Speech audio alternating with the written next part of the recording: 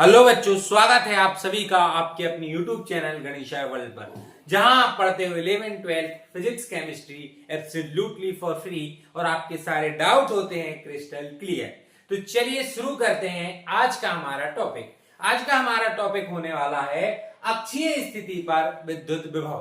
क्या होने वाला है? विद्युत द्विध्रुव की अक्षीय स्थिति पर विद्युत विभव। तो सबसे पहले तो हमारा काम है विद्युत द्विध्रुव बनाना।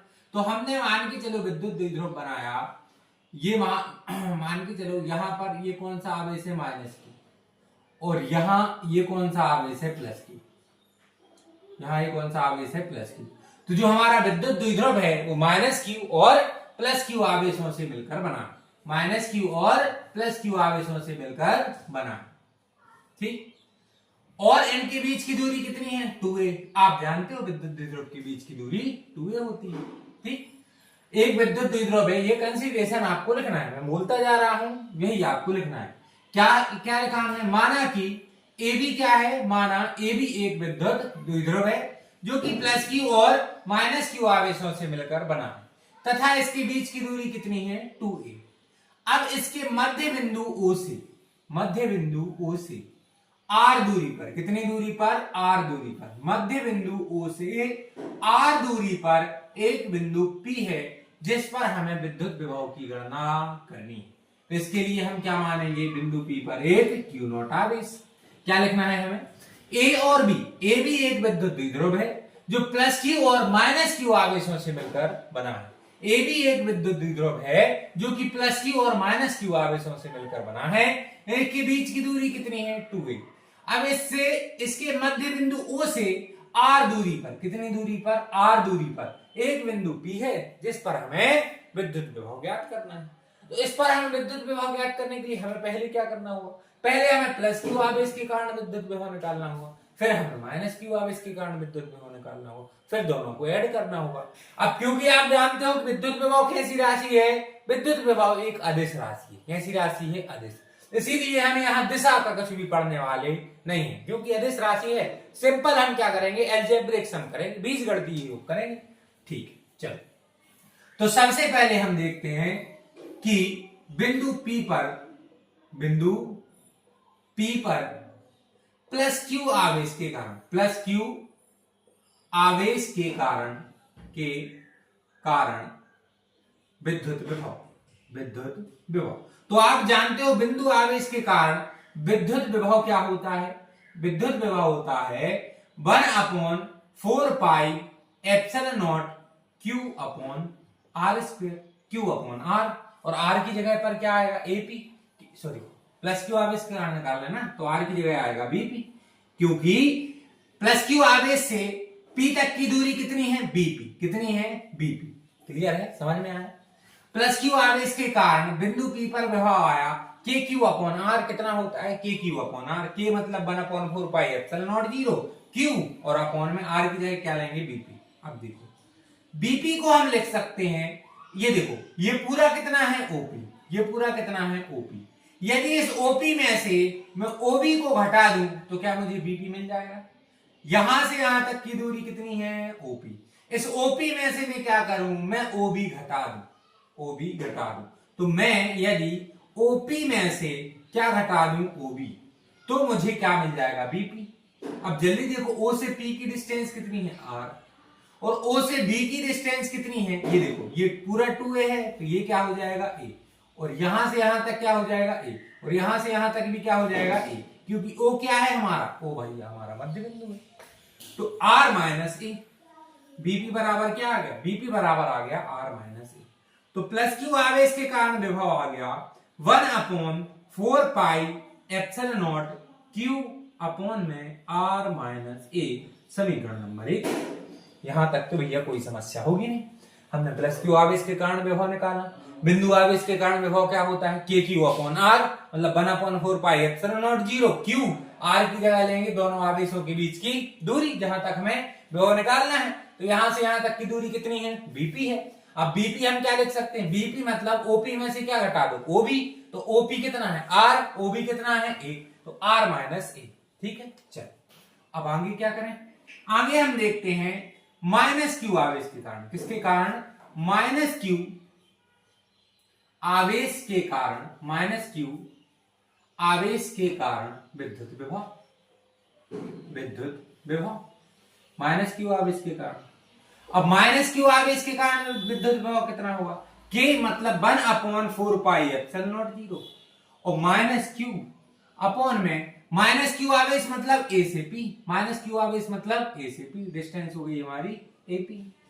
अब यदि हम एपी निकालें तो एपी कैसे निकालेंगे भैया? ओपी में ओ से पी, ओपी में यदि हम ओ ए ऐड कर दें, ओपी में यदि हम ओ ए ऐड कर दें तो हमें क्या मिल जाएगा? एपी।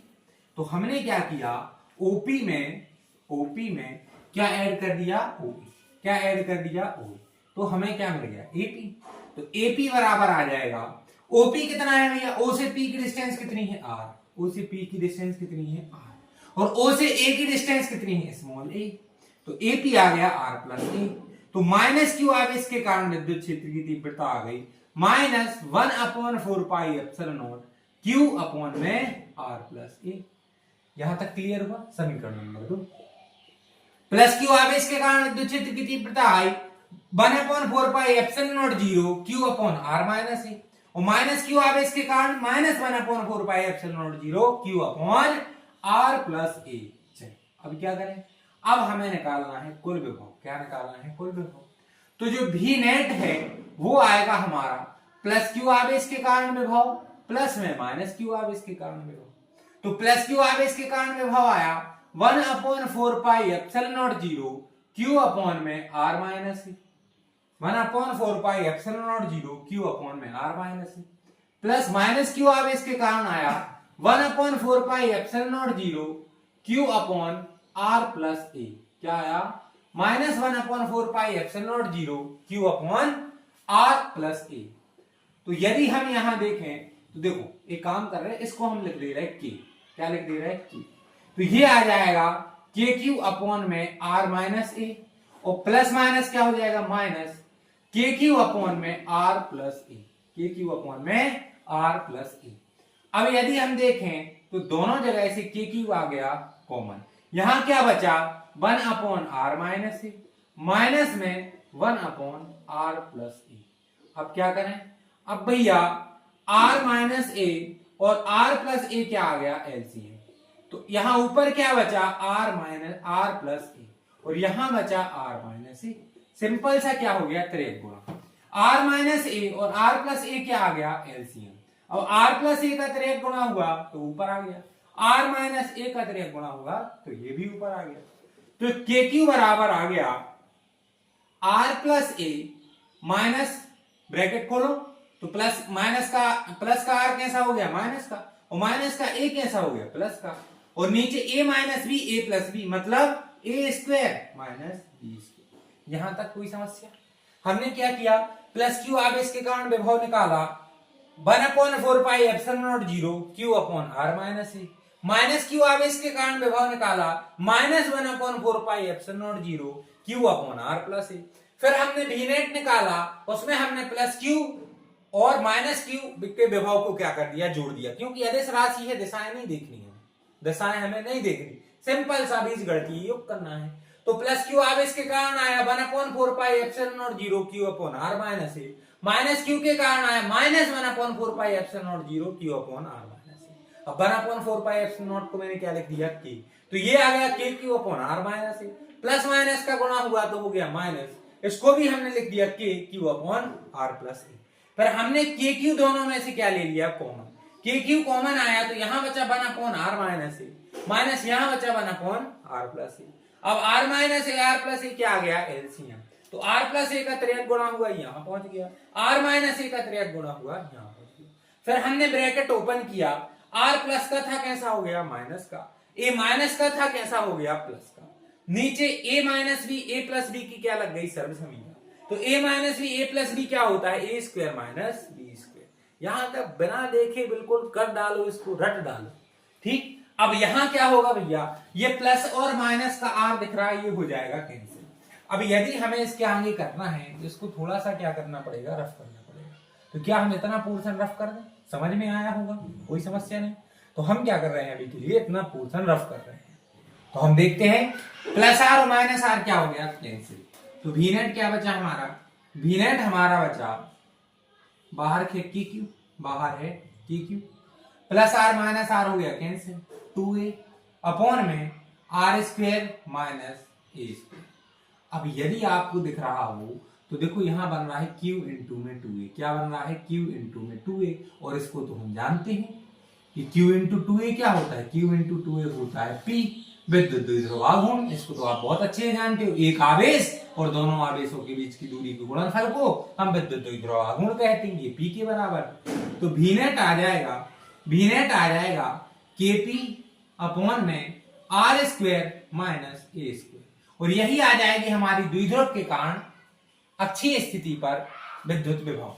अब हम क्या करते हैं, अब हम निकालते हैं कि यदि जो आर डिस्टेंस है वो बहुत बड़ा हो किससे, ए से, मतलब ये कैसा द्विध्रुव हो, आदर्श द्विध्रुव।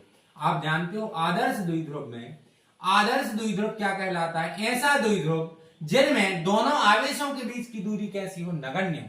तो हमने ए को क्या मान लिया, नगण्य। तो वी नेट क्या आ जाएगा, वी नेट आ जाएगा केपी अपॉन में, ए तो गया सिर्फ आर स्क्वेयर, क्या आ जाएगा केपी अपॉन में R square volt, KP upon में आर स्क्वेयर वोल्ट।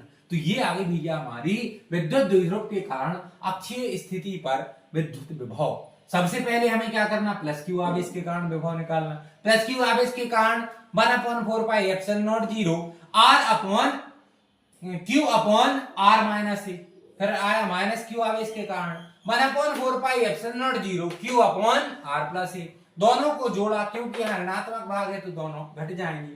के क्यू क्या लिया कॉमन, यहाँ बचा 1/r माइनस ए, यहाँ बचा 1/r प्लस ए। अब क्या किया, दोनों ले लिए कॉमन, r प्लस ए गया ऊपर, r माइनस ए गया यहाँ, ब्रैकेट ओपन किया, प्लस का r हो गया माइनस का a हो गया प्लस का, दोनों r हो गए कैंसिल, a और a क्या हो गया 2a, q इंटू 2a क्या हो गया p, तो इसकी जगह kp आ गया, kp अपॉन में R square minus A square. अब यदि ये आदर्श द्विध्रुव होगा तो r जो होगा वो a से बहुत बड़ा होगा, तो a को हमने कर लिया नेग्लिजिबल, तो kq इज इक्वल टू आ गया kp अपॉन आर स्क्वायर या 1/4πε0 p अपॉन आर स्क्वायर, ये भी लिख सकते हैं। क्लियर हुआ। तो आपको क्या ये क्या निकाला हमने, ये निकाला हमने विद्युत द्विध्रुव के कारण अक्षीय स्थिति में विभव, विद्युत द्विध्रुव के कारण अक्षीय स्थिति में विभव। अब हम आगे बढ़ते हैं और देखते हैं विद्युत द्विध्रुव के कारण निरक्षीय स्थिति में विभव। अब हम देखते हैं कि एक विद्युत द्विध्रुव के कारण निरक्षीय स्थिति में विद्युत विभव। तो पहले कंसीडरेशन लिखेंगे, क्या लिखेंगे कि माना ए भी एक विद्युत द्विध्रुव है, ए भी एक विद्युत द्विध्रुव है जो कि प्लस क्यू और माइनस क्यू आवेशों से मिलकर बना है। ए भी एक विद्युत द्विध्रुव है जो प्लस क्यू और माइनस क्यू आवेशों से मिलकर बना है। इन दोनों आवेशों के बीच की दूरी कितनी है, 2a। इन दोनों आवेशों के बीच की दूरी कितनी है, 2a। और इस द्विध्रुव के मध्य बिंदु O से r दूरी पर एक बिंदु P है। इस द्विध्रुव के मध्य बिंदु O से r दूरी पर एक बिंदु P है, जिस पर हमें द्विध्रुव के कारण विद्युत विभव क्या करना है, ज्ञात करना है। तो इसके लिए भी क्या करेंगे, इसके लिए हम सबसे पहले प्लस क्यू आवेश के कारण, किसके कारण, प्लस क्यू आवेश के कारण, प्लस क्यू आवेश के कारण, प्लस क्यू आवेश के कारण बिंदु P पर विभव की गणना करेंगे। प्लस क्यू आवेश के कारण बिंदु P पर विभव की गणना करेंगे। तो भी plus Q is equal to क्या आ जाएगा, आप जानते हो बिंदु आवेश के कारण विभव 1/4πε0 Q upon AP, Q upon AP। अब ध्यान से देखो भैया AP क्या है, AP कितना है, AP कितना है। अब देखो आपको त्रिभुज दिख रहा है AOP, भैया त्रिभुज तो फिजिक्स में भी पीछा नहीं छोड़ रहा, मैथ तो फिजिक्स में भी पीछा नहीं छोड़ेगी, क्योंकि भैया मैथ जो है वो सहयोगी है फिजिक्स का। एक बात ध्यान रख, मैथ अलग से कोई सब्जेक्ट नहीं है। मैथ क्या है, मैथ फिजिक्स का सहयोगी है, समझ रहे हो ना। मैथ फिजिक्स की सगी बहन है, सगा भाई है। उसके जो मैथ है, मैथ जो है वो बनाई ही गई है फिजिक्स को हल करने के लिए। किसके लिए, फिजिक्स को हल करने के लिए। तो भैया मैथ तो आपको हर जगह देखने को मिलेगी। ठीक, तो हम त्रिभुज देख रहे हैं एओपी। कौन सा, एओपी। त्रिभुज एओपी में यदि देखो तो त्रिभुज एओपी में जो कर्ण का वर्ग होता है वो होता है लंब का वर्ग धन आधार का वर्ग। कहां से? पाइथागोरस प्रमेय से। तो त्रिभुज, यहां देखिए त्रिभुज एओपी में, त्रिभुज एओपी में पाइथागोरस प्रमेय से। ये लिखने की आवश्यकता नहीं है आपको, पाइथागोरस प्रमेय से बस समझ लो, प्रमेय से।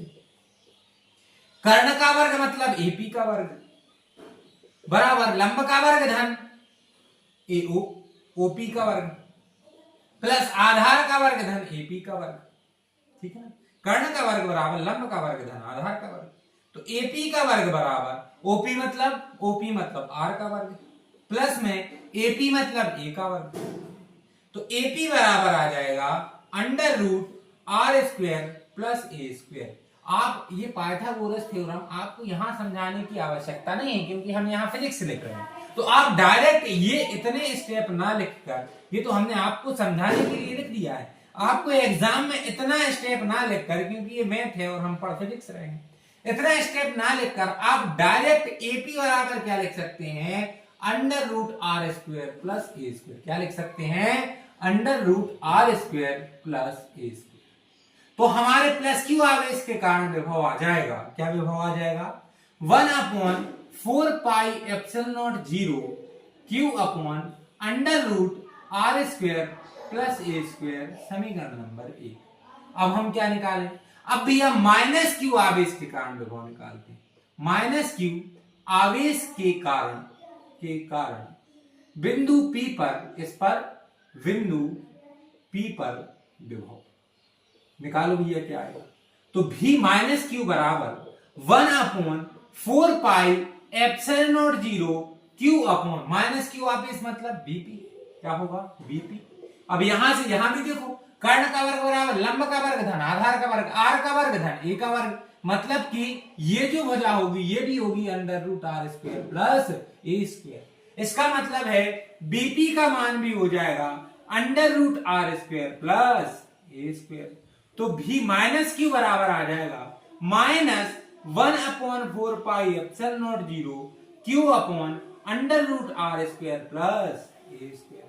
अब आगे क्या करना? आगे हमें भी नेट निकालना। भी नेट कैसे निकालेंगे? प्लस क्यू आवेश के कारण और प्लस में माइनस क्यू आवेश के कारण। तो भी नेट निकालने के लिए प्लस क्यू आवेश के कारण विभव आया, इसको हम के लिख सकते हैं, के क्यू अपॉन में under root are square plus A square plus, इसको भी हम क्या लिख सकते हैं? के लिख सकते हैं minus k Q upon under root are square plus A square. तो भी नेट आ गया के Q upon r square plus ए square minus k Q upon r square plus ए स्क्वायर। देखो ये भी सेम है, ये भी सेम है, बीच में लगा है माइनस, तो भी नेट क्या आ गया? भी नेट आ गया 0। जी भैया हो जा पहाड़ निकली चिड़िया, ऐसा ही है काम। कि आप देखो कि विद्युत द्विध्रुव के कारण निरक्षीय स्थिति में जो विभव है वो कितना आता है? वो आता है 0। मतलब कि विभव का मान 0 होता है।